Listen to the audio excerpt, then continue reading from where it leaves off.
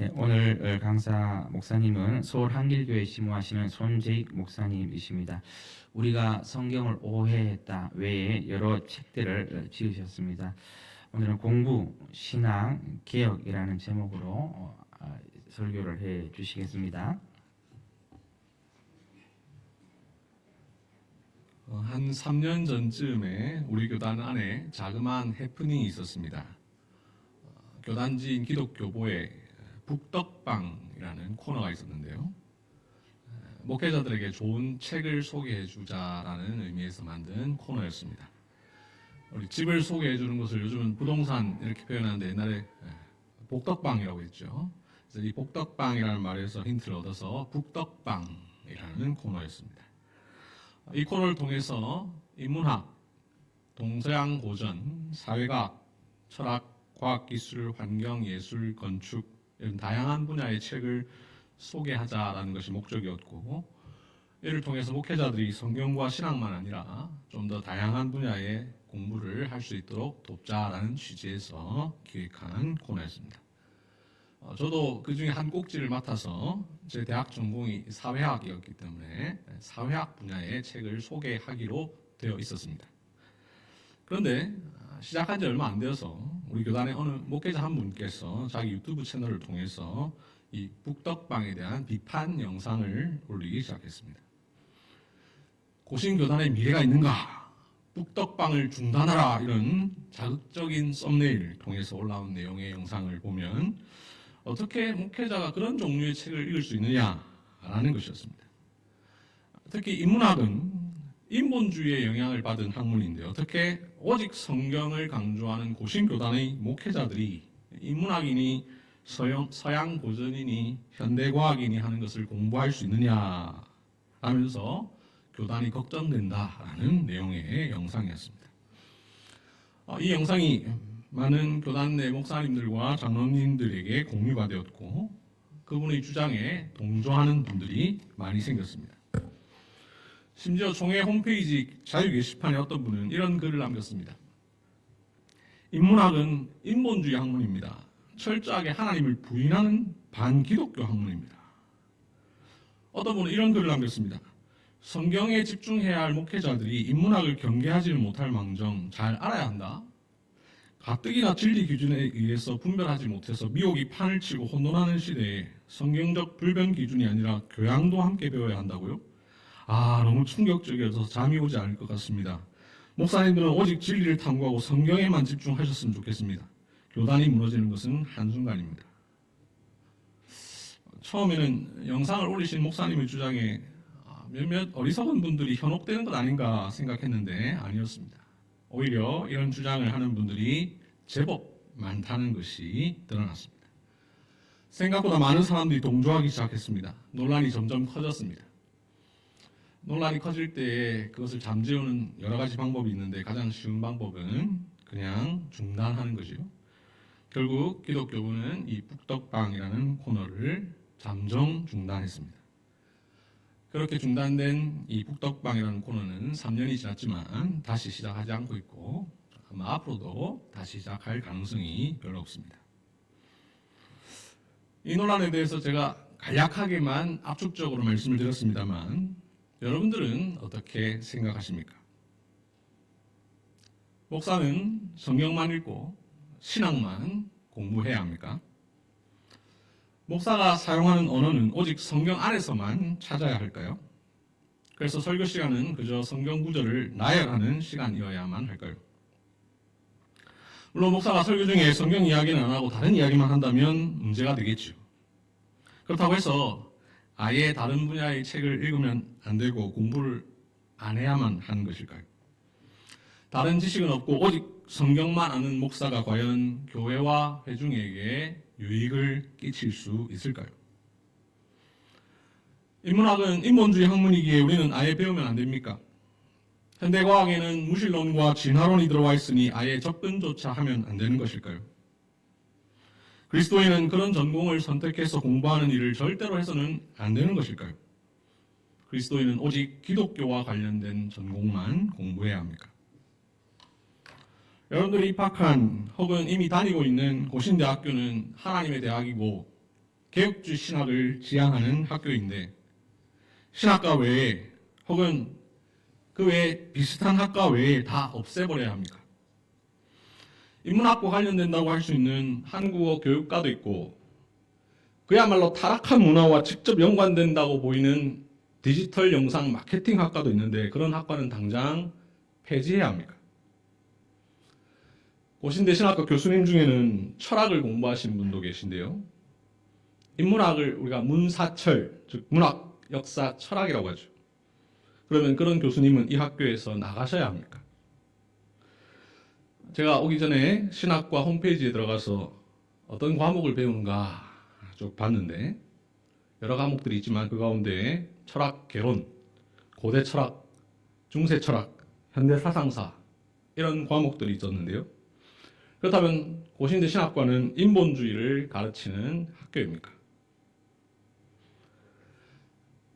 고신대학교의 모토가 코람데오죠. 무슨 뜻입니까? 하나님 앞에서. 종교개혁자 마르틴 루터가 사용한 표현을 이 고신대학교가 모토로 사용하고 있습니다. 그래서 루터 이야기를 좀 해보겠습니다. 1517년 10월 31일 루터가 쓴 95개 조항의 항의문이 계기가 되어서 종교개혁이 시작되었죠. 그렇다면 여러분, 루터가 이 95개 조항의 항의문을 작성하게 된 것이 루터가 성경만 줄기차게 읽어서 가능한 일이었을까요? 물론 루터가 이신칭의 교리를 성경에서 찾은 것은 사실입니다. 그의 종교개혁이 성경에서 비롯된 것은 분명합니다. 그러나 그가 성경만 보았기 때문에 가능한 일은 아니었습니다. 루터가 이신칭의를 깨달은 것은 성경도 중요했지만 그가 어린 시절부터 대학 때까지 배웠던 학문과 공부 방법 덕분이기도 했습니다. 루터가 태어나기 얼마 전 15세기 유럽에는 르네상스와 인문주의가 부흥을 했습니다. 그리하여 고전에 대한 관심과 헬라 시대 작품을 읽기 위한 헬라어의 관심이 유럽 전역에 확산되었습니다. 르네상스의 영향으로 대학은 자유롭게 인문학을 연구하고 발표하는 학문의 전당으로 발전했습니다. 루터는 대학에 입학하기 전 중고교 시절 문법, 수학, 논리학을 공부했습니다.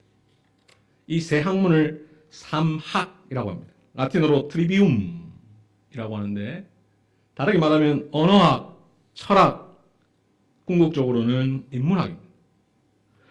루터는 또한 수학, 기하학, 천문학, 음악을 공부했습니다. 이 네 학문을 사과라고 하는데 라틴어로 꽈드리비움이라고 합니다.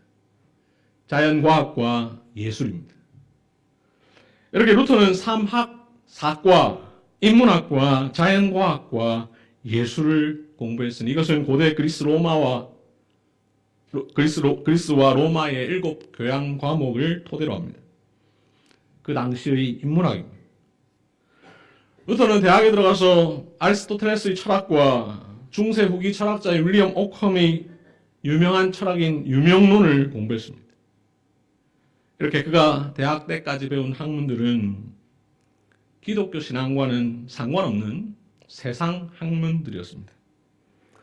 하지만 루터가 배운 이러한 학문은 그로 하여금 하나님을 아는 지식과 사람을 아는 지식의 균형을 유지하게 만들었습니다. 사물을 균형 있게 보는 눈을 제공했습니다. 무엇보다도 그의 공부하는 태도를 형성하게 만들어 주었으니 바로 묻고 따지고 근거와 이유와 정당성을 찾는 공부 태도입니다. 다시 말해 어떤 주제에 대해서 늘 궁금해하고 그래서 묻고 깊이 파고드는 그러한 공부 방법입니다. 이러한 공부 방법이 루터의 성경 연구에 적용되었습니다. 루터는 성경을 읽으면서 그냥 읽지 않았습니다.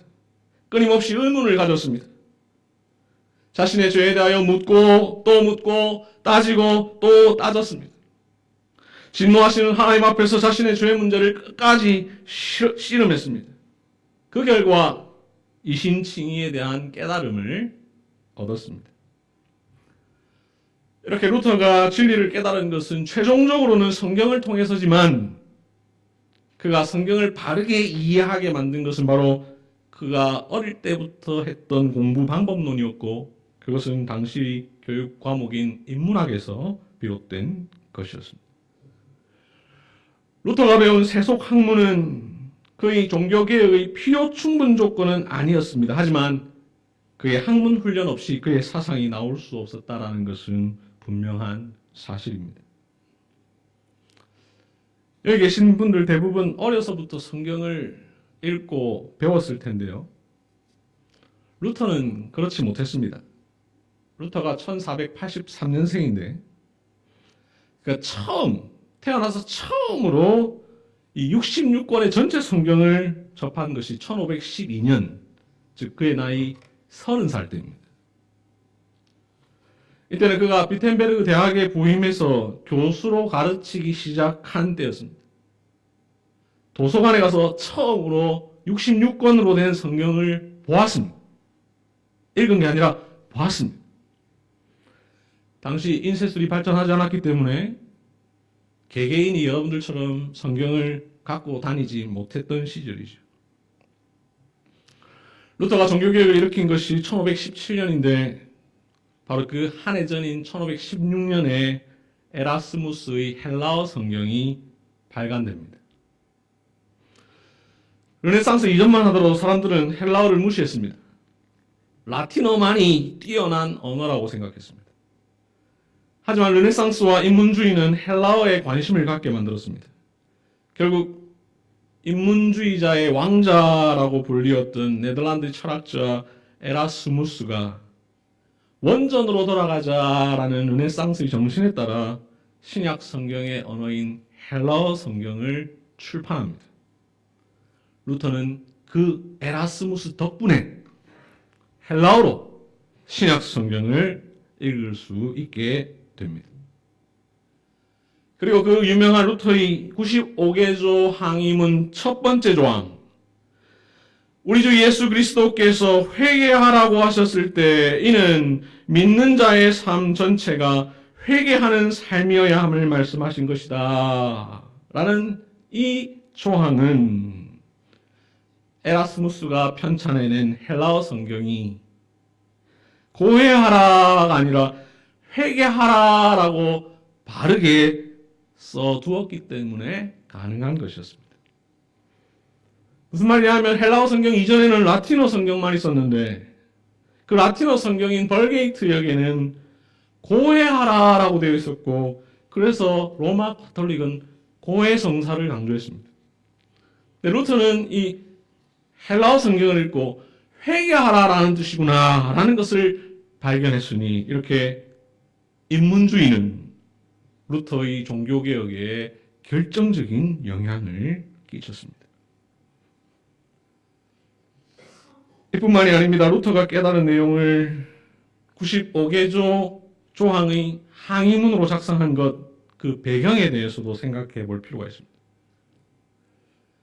흔히 사람들은 루터가 내가 종교개혁하면 이렇게 해야지 이런 대단한 마음을 갖고 멋지게 이렇게 붙인 것이라 생각하는 경우가 종종 있습니다만 사실 그렇지 않습니다. 루터가 태어나기 약 200년 전에 대학이라는 것이 생겨나고 그렇게 생겨난 대학에서는 토론과 논쟁을 하는 관습이 자리하게 됩니다. 이렇게 토론하고 논쟁하는 관습을 스콜라적 방법이라고 하는데 이 스콜라라는 말은 학교에서 문제를 다루는 방식이라는 뜻이고 바로 이 스콜라에서 우리가 잘 아는 스쿨이라는 영어 단어가 나왔습니다. 당시 대학은 어떤 주제나 의문에 대하여 토론하는 문화가 있었는데 어떤 방식으로 했느냐? 바로 그렇게 대자보 형식으로 붙여서 자 한번 토론해 봅시다 라고 했던 것입니다. 대자보라고 하면 여러분 나이에는 여기 젊은 학생들은 무슨 말인가 잘 모르실 수 있을 텐데 지금이야 인터넷이 활성화되어 있으니 홈페이지에 게시판에 글을 씁니다만 제가 젊은데 제가 대학 다니던 20년 전만 하더라도 종이에 막 글을 써서 사람들이 많이 다니는 곳에 글을 붙여서 자기 주장을 내세웠던 적이 있습니다. 내가 이런 주제로 관심이 있으니 한번 토론해 봅시다 라는 것이죠. 바로 그런 방식이 루터 시대에 있었던 것입니다. 이런 문화가 있던 시대에 루터가 대학 교수로 있었고, 루터는 묻고 따지고 근거와 이유와 정당성을 찾는 당시 공부 방법에 기초해서 성경을 연구한 그 결과물을 당시 관습에 따라 95개 조항으로 기록해서 항의문으로 썼고, 당시 토론 방식에 따라 대학교 안 성당문에 붙였던 것입니다. 루터는 어떤 큰 야망을 갖고 한 것이 아니라 그저 자신이 갖고 있던 의문을 학자들과 토론하고 논쟁하려고 95개 조항의 항의문을 붙였습니다. 그러니까 어떤 토론 주제를 붙이는 일은 루터만 아니라 당시 많은 교수나 학생들이 누구나 하던 일이었고, 루터 외에도 수많은 사람들이 그런 일들을 했는데, 그 가운데 루터가 한 그 일이 루터의 종교개혁이 시작하게 된 계기가 된 것이었습니다. 정리하면 루터의 95개 조항의 방방문을 작성하고 그것을 내걸은 것은 철저히 당시의 공부 방법론과 토론 방법론에 기초한 것이었습니다. 이처럼 루터가 자라면서 받은 중세 학문 훈련, 인문학적 소양은 루터가 종교개혁자가 되는 중요한 배경이 되었습니다. 그가 근무했던 대학이라고 하는 학문의 전당, 토론이라고 하는 당시의 풍토 역시 종교개혁의 배경이 되었습니다. 하나님은 그 모든 과정 가운데 일하셨고, 하나님은 루터의 그 모든 일들을 고스란히 사용하셔서 당신의 교회와 당시의 세상을 개혁하는 일에 사용하셨습니다. 전능하신 하나님은 당시 학문 방법과 당시 대학의 문화가 아닌 다른 방식으로도 일하실 수 있으신 분이시지만, 하나님은 그런 방법으로 일하기를 기뻐하셨습니다. 지금까지 말씀드린 루터의 공부는 루터가 회심하기 이전, 개혁하기 이전에 대한 것입니다만, 루터는 회심 이후, 개혁 이후에도 공부의 중요성을 강조했습니다. 루터는 종교개혁이 지속적으로 확산되기 위해서는 학교교육이 중요하다는 것을 강조했습니다. 당시 일부 지도층 자녀들만에게 주어지던 교육의 기회가 모두에게 확대되어야 한다는 것을 루터가 강조했습니다. 여자아이까지 다 모국어를 가르치는 보편적인 초등학교 교육을 받아야 되고, 이를 위하여 국가가 적극적인 역할을 해야 한다고 주장했습니다. 루터는 자신이 배우기도 했던 당시 학교 교육의 교과목이었던 3학과 4과, 즉 문법, 수사학, 논리학, 수학, 기하학, 천문학, 음악 이외에도 역사, 문학, 자연과학, 의학, 체육 이런 과목까지도 가르쳐야 한다라고 강조했습니다. 심지어 민속과 민요와 격언, 우화도 유익하다라고 했습니다. 게다가 루터는 이솝 우화를 번역했고, 그것을 교육에 활용할 수 있는 구체적인 지침과 사례를 제시하기도 했습니다. 루터에 관해서 설명을 주로 드렸습니다만, 또 다른 종교개혁자 칼뱅 역시 공부에 큰 도움을 받은 사람이었습니다. 칼뱅 역시 루터처럼 문법, 수사학, 논리학, 학문 토론의 방법을 배웠습니다. 대학 시절 아리스토텔레스를 비롯하여 그리스와 로마의 저자들 그리고 중세 저자들의 책을 많이 읽었습니다. 이 모든 공부가 그의 활동에 큰 영향을 끼쳤습니다. 그리고 이 칼뱅은 제네바 아카데미라는 학교를 세워 신앙교육은 물론 세상 학문에 대하여서도 중요하게 여겼던 사람입니다. 루터나 칼뱅만 아닙니다. 우리의 믿음의 선배들은 결코 세상 학문을 등한시하지 않았습니다. 인문학, 사회과학, 자연과학, 공학, 의학, 예술 이 모든 학문이 다 하나님께 속한 것임을 강조했습니다. 근대과학과 종교라는 책에 보면 근대과학을 지탱해온 과학자들 상당수가 개신교 신자들입니다. 케플러, 로버트 보일 등은 유명한 개신교 출신의 탁월한 과학자들입니다. 우리가 잘 아는 빈센트 반 고흐, 렘브란트 같은 미술가 역시 훌륭한 개혁 신앙인들이었습니다. 이 외에도 무수히 많은 사람들이지만 우리가 다 살필 수가 없습니다. 우리 무엇보다 성경에 그런 예가 있는가를 찾아봐야 할 것입니다. 이집트에서 노예 생활을 하던 이스라엘 백성들을 출 이집트 시켰던 모세. 그가 어떻게 그런 훌륭한 일을 해낼 수 있었을까? 단순히 하나님께서 주신 은혜 때문이다라고 말할 수 있을까? 물론 당연히 하나님의 은혜죠. 그러나 하나님의 은혜는 어떤 진공 상태에서 나타난 것이 아니었습니다. 우리 다 함께 사도행전 7장 22절 말씀을 한번 찾아보겠습니다. 사도행전 7장 22절.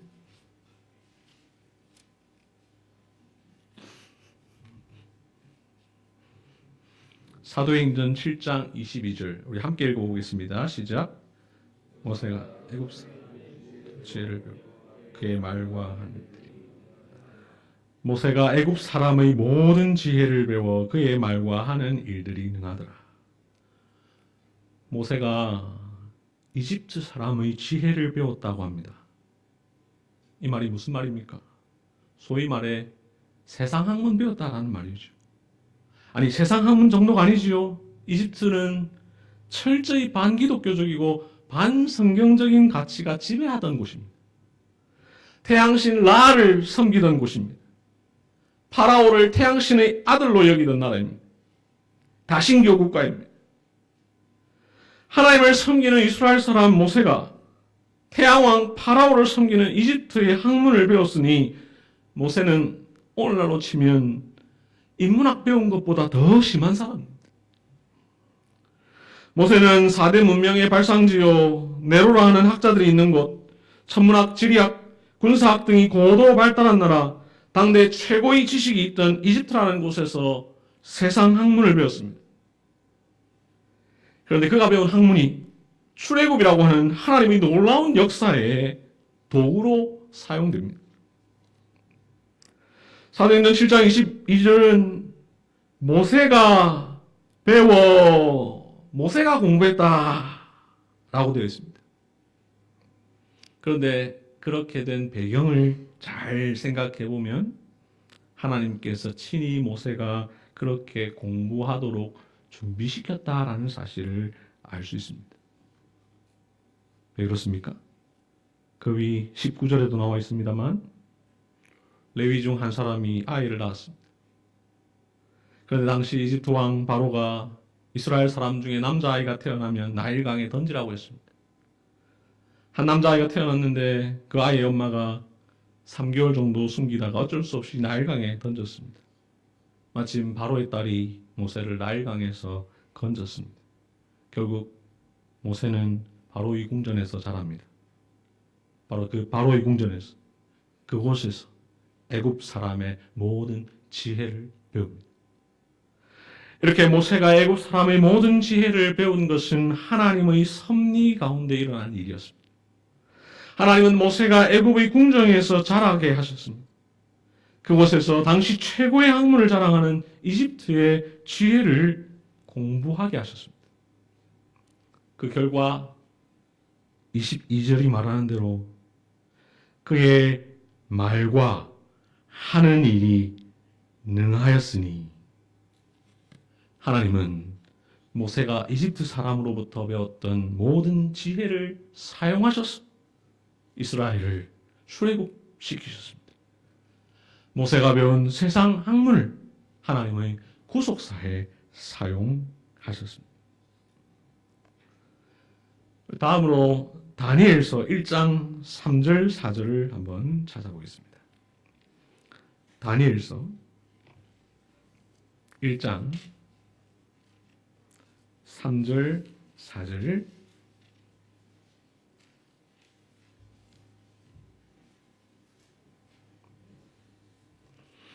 다니엘서 1장 3절 4절 바벨론 왕 느부갓네살이 환관장 아스부나스에게 말합니다. 이스라엘 자손 중에서 왕족과 귀족 몇 사람 곧 흠이 없고 용모가 아름다우며 모든 지혜를 통찰하며 지식에 통달하며 학문에 익숙하여 왕궁에 설 만한 소년을 데려오라. 그리고 말합니다. 그들에게 갈대아 사람의 학문과 언어를 가르치게 하라. 갈대아 바벨론이죠. 이때 바벨론 세계사를 놓고 보면 신바벨론 제국입니다. 당대 최고의 제국입니다. 그런데 바벨론의 학문은 세상 학문이죠. 바벨론의 학문은 다신교 사상과 점성술, 마술적 사상을 바탕으로 하고 있었습니다. 그런데 다니엘과 세 친구들 어떻게 합니까? 그것을 거절합니까? 음식에 있어서는 거절했지만 학문에 있어서는 거절하지 않습니다. 17절을 보십시오. 하나님이 내 소년에게 학문을 주시고 모든 서적을 깨닫게 하시고 지혜를 주셨으니 다니엘과 세 친구들은 바벨론의 학문과 언어를 배웠고 그 학문과 언어는 하나님의 구원 역사에 사용되었습니다. 사도 바울, 그가 복음 사역에 헌신할 수 있었던 것, 단순히 그가 회심한 것만을 통해서 가능한 일이었을까? 바울은 길리기아 다소라는 로마의 중요한 도시에서 태어났습니다. 그는 나면서부터 로마 시민권자였습니다. 이 다소는 로마의 중요한 도시였고 철학을 비롯한 모든 학문이 발달한 곳이었습니다. 그가 남다른 세계관과 높은 학식을 겸비할 수 있었던 것은 그의 출생지와 무관하지 않았습니다. 바울이 헬라어에 능통했던 것 역시 그가 로마 제국의 도시에서 나고 자랐기 때문입니다. 바울은 자기 자신을 히브리인 중에 히브리인이라고 고백합니다. 바울의 부모는 바울이 헬라 세계의 영향만 아니라 히브리 세계의 영향을 받도록 일찍이 예루살렘으로 보내어 거기서 교육을 받게 합니다. 그래서 바울은 히브리어도 할 수 있었습니다. 이렇게 바울은 히브리어, 헬라어 등 언어에 있어서 탁월한 것은 물론 헬라 철학과 사상 그리고 당시의 수사학 훈련을 받은 사람이었습니다. 즉 바울도 인문학을 배운 사람이죠. 서양 고전을 배운 사람입니다. 이렇게 배운 바울의 세속 학문은 복음 사역에 사용됩니다. 우리 함께 사도행전 17장 18절 이하의 말씀을 찾아보겠습니다. 사도행전 17장 18절 이하에 우리 한글 성경이 아덴이라고 번역을 했는데 아테네죠. 이 아테네 고대 철학이 유행했던 곳입니다. 18절이 말하고 있는 것처럼 당시 에피쿠로스 철학자와 스토아 철학자들과 바울이 더불어 논쟁을 벌였습니다. 이것이 가능했던 것은 그가 헬라 철학에 능통했기 때문입니다. 그 밑에 28절을 보시면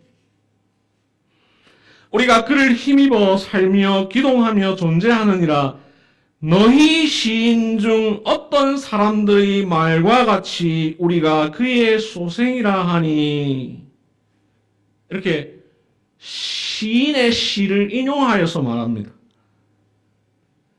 성경에서는 바울이 지금 누구의 어떤 시인인지를 직접적으로 말하고 있지는 않지만 주석을 찾아보면 앞부분 우리가 그를 힘입어 살며 기동하며 라는 부분은 크레타의 시인 에피메니데스가 사행시 크레티카에서 쓴 구절이고, 우리가 그의 소생이라 하는 부분은 BC 3세기에 살았던 헬라 시인 아라투스의 페노메나라는 시의 한 구절을 인용한 것입니다. 이 말은 바울이 당대 유명한 시에도 능통했다라는 것을 우리에게 보여줍니다. 시는 문학의 기본이지요.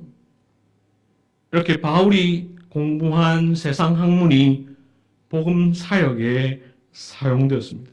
심지어 그 세상 시가 하나님의 말씀인 성경에 기록되어 있습니다. 오늘 본문 전도서 12장 9절 10절을 봅시다. 전도서 12장 9절 10절.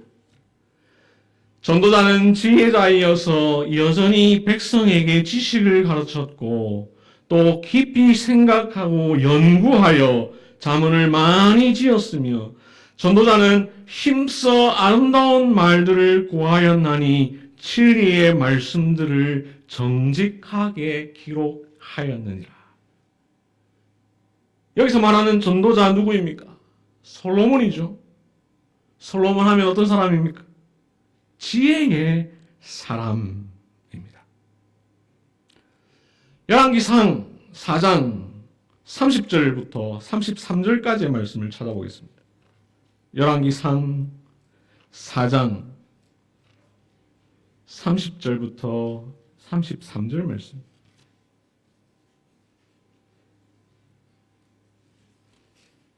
열왕기상 4장 30절부터 33절.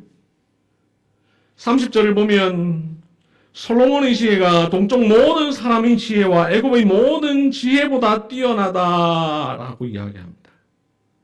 31절, 그는 모든 사람보다 지혜로워서 31절 뒷부분에 그의 이름이 사방 모든 나라에 들렸더라.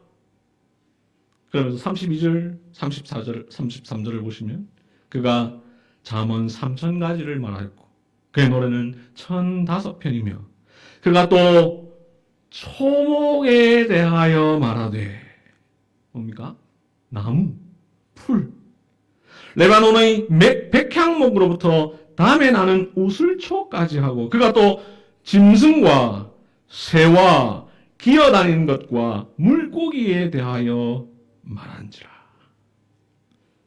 솔로몬은 단지 하나님의 말씀만을 아는 데 능한 사람이 아니었습니다. 시와 문학과 음악과 심지어 식물학과 동물학과 어류학에까지도 능했던 사람이었습니다.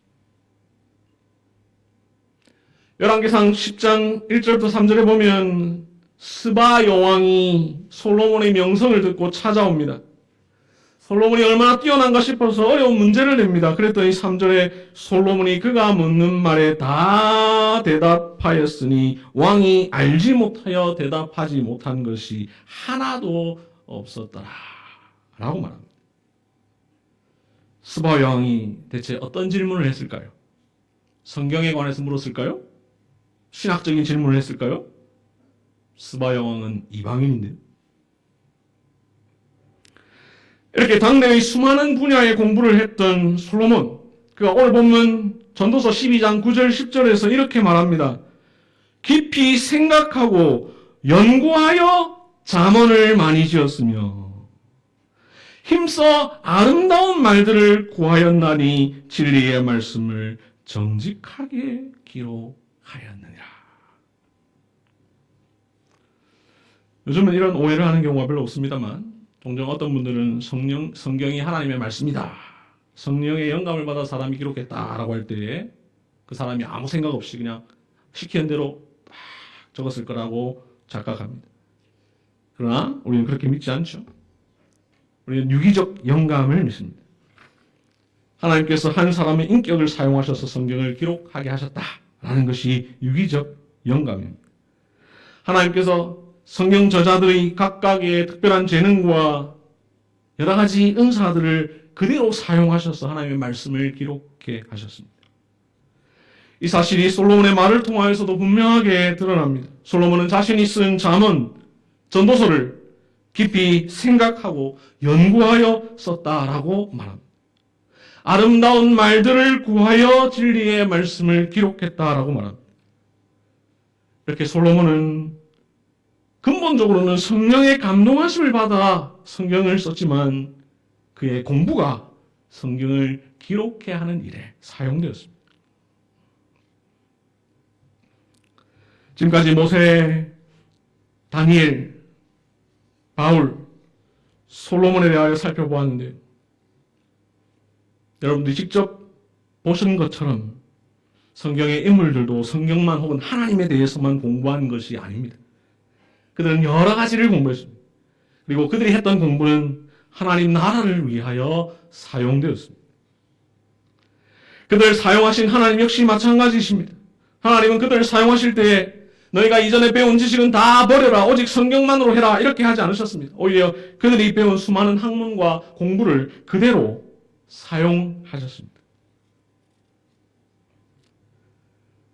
사랑하는 고신대학 학생 여러분, 그리고 성도 여러분, 오늘 설교의 서두에서 제가 소위 북덕방 중단 사건에 대하여 말씀을 드렸는데요. 그 이야기를 들으시면서 어떤 생각이 드셨습니까? 아, 그래. 어떻게 목회자가 성경과 신학, 그거 말고 다른 공부를 하냐? 인문학 그거 인본주의 학문 아니야?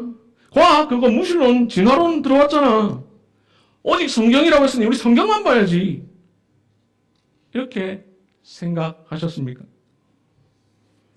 그런 생각은 잘못된 성속 이원론에 근거한 것입니다. 성속 이원론이란 이 세상의 모든 문제를 거룩한 것 아니면 세속적인 것으로 지나치게 획일적으로 구분하는 생각을 말하죠. 북덕방이라는 코너가 잠정 중단된 직후에 제가 너무 화가 나서 글을 하나 썼습니다. 읽어드리겠습니다. 인문학이란 문사철로 표현되는데 바로 문학, 역사, 철학을 의미한다. 문학에는 시, 소설, 수필, 희곡, 평론 등이 포함되며 역사와 철학은 말 그대로다. 그런데 이런 학문이 무조건 나쁘다는 주장은 이해되지 않는다. 인문학을 절대로 금기시해야 한다면 당장 유치원부터 다니지 말아야 한다. 유치원에서 배우는 동화, 동시, 역사 공부 다 인문학 아닌가? 초등학교 때부터 대학까지 모든 학문에는 인문학이 빠지지 않는다. 국어 교과서에 실린 수많은 지문들, 시, 소설, 수필, 희곡 다 문학이다. 도덕 혹은 윤리 교과서에는 동서양 철학의 수많은 내용들이 실려있다. 세계사와 한국사, 공교육에 빠지지 않고 다뤄지며 심지어 공무원 시험 과목이기도 하다. 그렇다면 공교육은 반기독교 사상을 주입시키기 위해서 이런 교육을 하는 건가? 아니다. 인문학은 예로부터 교육의 기본이다. 고대 그리스 로마의 7 교양 과목을 토대로 한다. 삼학과, 사과, 문법, 논리학, 수사학, 산수, 기하학, 천문, 음악. 이 전통이 지금까지도 내려오고 있는 것이다. 이렇게 제 컴퓨터에만 써놓고 보내진 않았습니다. 보낼까 말까 하다가 참았습니다. 모세가 이집트의 학문을 공부했고 다니엘이 바벨론의 학문을 공부했고 바울이 헬라의 학문을 공부했고 솔로몬이 온 세상의 학문을 익혔는데 인문학은 공부하면 안 된다니요. 인문학을 공부하더라도 그것이 진리라고 믿지는 말아야 한다. 이 정도는 말할 수 있지만 아예 공부조차 하지 말라. 말이 안 되죠. 네덜란드 개혁교회 출신이요. 미국 칼빈 신학교와 프린스턴 신학교에서 성경 신학을 가르쳤던 게르할더스 보스는 웨스트민스터 대의리 문답 제158문답 하나님의 말씀을 누가 설교할 수 있습니까? 라는 부분을 해설하면서 이렇게 말합니다. 어떤 사람들은 대학의 과목인 철학이나 유럽 역사나 문학 등은 사역에 무가치한 것들이며 영혼 구원에 있어서 시간 낭비라고 생각한다.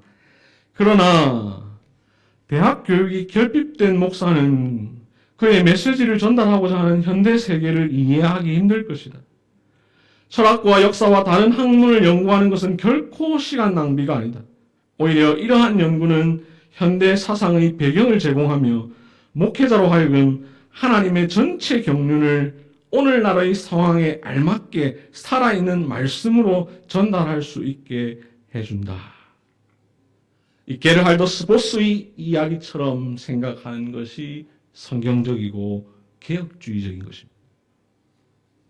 그럼에도 개혁주의를 말하고 오직 성경을 말하는 사람들 중에 이런 북덕방 폐지를 주장하는 분, 그 생각에 동조하는 분들이 많은 이유는 우리 한국교회 안에 깊이 뿌리 박혀 있는 잘못된 성속 이원론 때문입니다. 이런 잘못된 성속 이원론은 우리가 속해 있는 한국교회에 아직도 깊이 뿌리 박혀 있습니다. 그래서 세속적인 것들은 아예 등한시하고 오직 성경과 신앙서적만을 읽어야 경건하다고 오해하는 사람들이 여전히 있습니다. 공부 열심히 해서 취업하는 것은 세속적이요, 성경 공부만 목을 메어 교회와 공동체에만 헌신하는 것이 더 거룩하다는 오해가 여전히 남아있습니다. 직장 혹은 진로와 관련해서도 마찬가지입니다. 지금은 많은 변화가 일어났습니다만 제 세대까지만 하더라도, 제 앞세대부터 제 세대까지만 하더라도 신앙 좋으면 신학을 공부해서 목사가 되거나 선교사가 되거나 선교단체에서 섬기는 것을 덕목으로 여기던 때가 있었습니다. 그 길을 가는 것이 훨씬 더 좋은 일이고 더 가치 있는 일이라 여기던 때가 있었습니다. 그런데 여전히 그런 잘못된 생각이 흔적처럼 남아 있습니다. 그래서 좋은 대학 다니다가, 좋은 직장 다니다가 그만두고 목사나 선교사가 되면 내려놓았다, 이렇게 말하는 태도가 여전히 우리에게 있습니다. 그러나 여러분 기억하십시오. 잘못된 성속이혼론은 성경이 명백하게 반대하는 것이요, 루터와 칼빈 같은 개혁주의자들이 강하게 반대하는 것입니다. 신자는 삼위일체 하나님과 성경을 알되 그것만 아니라 세상 학문을 통해서 하나님의 진리가 참된 진리임을 분명하게 변증할 수도 있어야 합니다. 이런 점에서 오늘 설교의 제목처럼 공부도 신앙이요, 공부도 개혁입니다.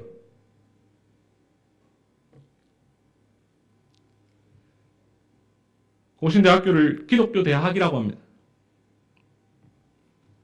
기독교 대학이면 기독교와 직접적인 신학과나 기독교 교육, 기독교 상담, 이런 과만 있어야 합니까?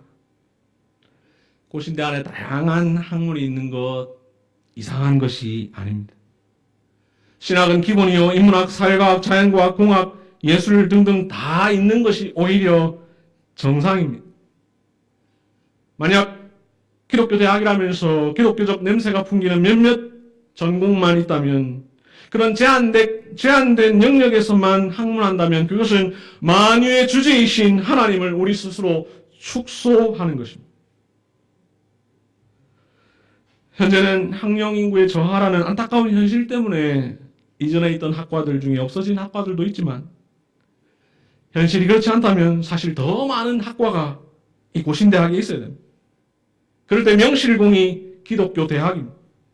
어떤 학문이라도 하나님의 말씀에 근거하여 공부하고 비평하고 새롭게 하는 일이 있어야 합니다.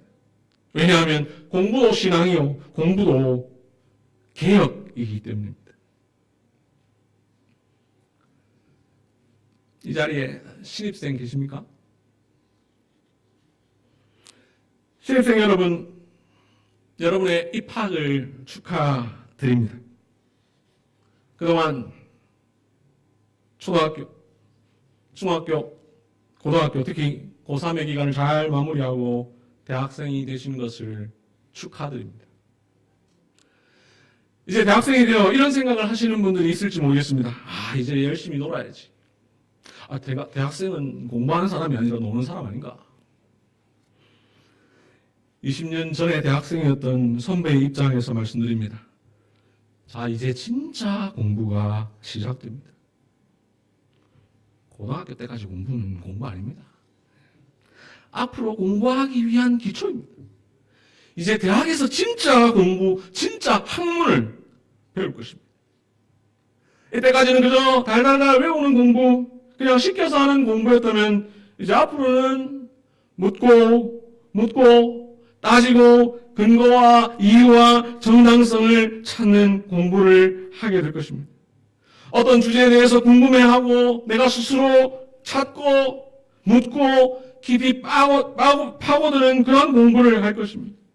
친구들과 토론하고 논쟁하는 그런 공부를 할 것입니다. 설령 이 대학이 여러분에게 그걸 요구하지 않더라도 여러분들이 스스로 그렇게 해야 할 것입니다. 여러분이 어떤 전공이든 그렇게 하십시오. 자율전공이든 치료학이든 상담학이든 교육학이든 사회복지학이든 디지털 영상 마케팅이든 시각 디자인이든 음악이든 보건환경이든 의료 경영이든 자신이 배우는 학문에서 하나님을 발견하십시오. 자신이 배우는 학문에서 세상적인 것이 무엇인지를 발견하십시오. 그렇게 발견한 것에 근거하여 말씀으로 개혁하십시오. 그것이 신앙입니다. 자신의 전공에만 매몰되지 마십시오. 대학 교육은 그야말로 교양 교육을 받는 과정입니다.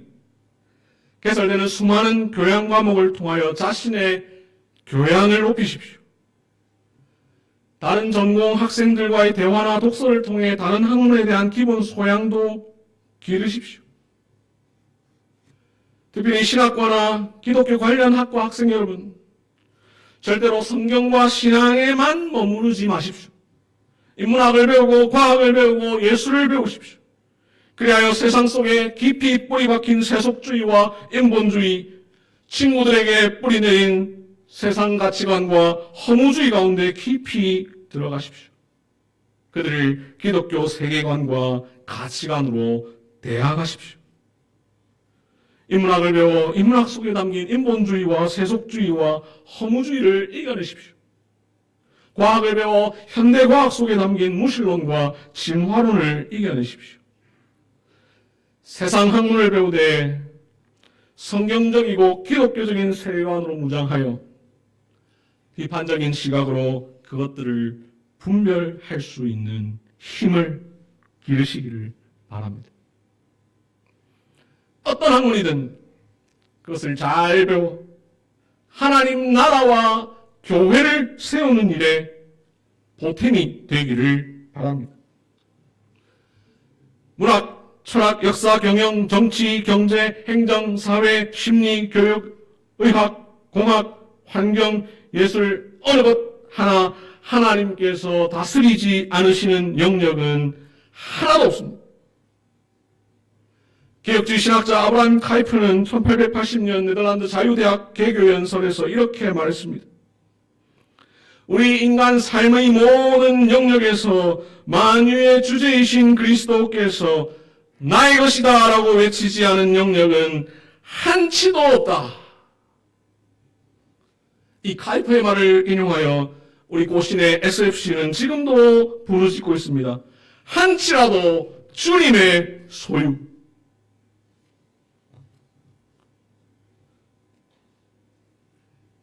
공부해서 남주자라는 말처럼 열심히 공부하셔서 하나님께 영광을 돌리시고 이웃을 섬기는 데 사용하시기를 바랍니다.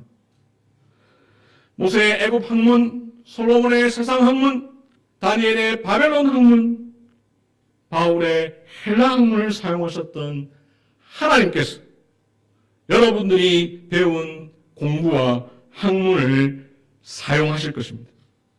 모든 공부가 하나도 버릴 것이 없을 것입니다. 공부 참 하기 싫죠? 근데 조금만 지나면 알게 됩니다. 공부가 제일 쉽구나. 공부는 그리스도인 학생이 감당해야 하는 거룩한 소명입니다. 하나님은 여러분들을 공부하는 학생으로 부르셨습니다. 신앙생활은 성경 읽기와 기도와 예배 이런 것에만 국한된 것이 절대로 아닙니다. 공부도 신앙입니다. 공부를 통해 예배하고 공부를 통해 하나님께 헌신하며 공부를 통해 하나님께 영광을 돌리십시오. 여러분들의 공부를 통해 하나님께서 여러분을 사용하실 것입니다. 여기 학교 졸업한 지 한참 되신 어른들도 계신데 오늘 설교는 나하고는 아무런 상관없겠구나 이렇게 생각 안 하시죠? 살아보니까 다 느끼지 않습니까? 공부는 평생 하는 거죠. 대학 졸업하고 공부가 끝나는 게 아닙니다. 일평생이 공부입니다. 제가 예전에 저희 아버지에게 아버지 제가 30대 이 청년들에게 어떤 강의를 해야 되는데 여러분들이 앞으로 평생 살면서 어떻게 해야 합니까? 라고 강의를 할 때 아버지 같으면 무슨 이야기를 해주겠습니까? 잠시 생각하시더니 계속해서 공부해라. 장인한테도 여쭤봤습니다. 똑같이 두 분은 전혀 만난 적도 없는데 똑같이 대답하셨습니다. 여러분의 공부가 평생 계속되기를 바랍니다. 꼭 책을 읽어야 공부가 아닙니다. 학문을 해야 공부가 아닙니다. 우리의 노력과 애씀이 공부입니다. 공부라는 단어 한자입니다. 장인공자의 지합이 부자입니다. 이 한자의 원래 뜻이 뭐냐면 힘써 애쓰다, 노력하다, 추구하다 라는 뜻입니다. 그래서 현대 중국어에서는 기술자가 자기 분야에서 탁월한 기술을 발휘할 때 공부가 대단하다 이렇게 표현합니다. 어떤 사람이 자기 분야에서 애쓰고 노력해서 달인이 되어 능수능란할 때에 공부가 대단하다라고 표현합니다. 우리의 애씀, 우리의 노력도 공부입니다. 중국 무술 쿵푸 한자로 공부입니다. 현대 중국에 와서 이 장인공자가 일공자로 바뀌었습니다만 쿵푸 공부에서 온 말입니다. 몸과 마음을 단련한다. 이 몸에 대한 공부입니다. 이렇게 우리 모두는 애쓰고 노력하고 삶에서 어떤 일을 능수능란하게 숙달된 사람이 되어간다는 측면에서 공부하는 사람입니다. 우리의 삶 전체가 공부입니다. 우리의 수고와 애씀이 다 공부입니다. 이 공부가 신자에게는 신앙이요 개혁입니다. 그러므로 주님이 부르시는 그날까지 우리의 삶 전체가 공부하는 삶이 되기를 바랍니다. 말씀을 맺겠습니다. 공부는 신앙입니다. 공부는 개혁입니다. 이 세상을 먼저 살았던 신실한 그리스도인들은 공부하는 자들이었습니다. 모세, 솔로몬, 다니엘, 사도 바울이 그러했고 베드로와 요한 같은 평범한 어부들도 그러했습니다. 루터와 칼뱅 같은 신실한 그리스도인들이 다 공부하는 자들이었습니다. 그들에게 공부란 한편으로 하나님을 알아가는 일이었습니다. 그렇다고 해서 꼭 그것만이 아니었습니다. 세상 학문도 결코 가벼이 여기지 않았습니다. 이 사실을 기억하며 우리는 이 세상에서 공부하는 그리스도인으로 살아가야 할 것입니다. 그러면서도 결코 잊지 맙시다. 여호와를 경외하는 것이 지혜의 근본이요 거룩한 자를 아는 것이 명철이니라. 아멘. 기도하겠습니다.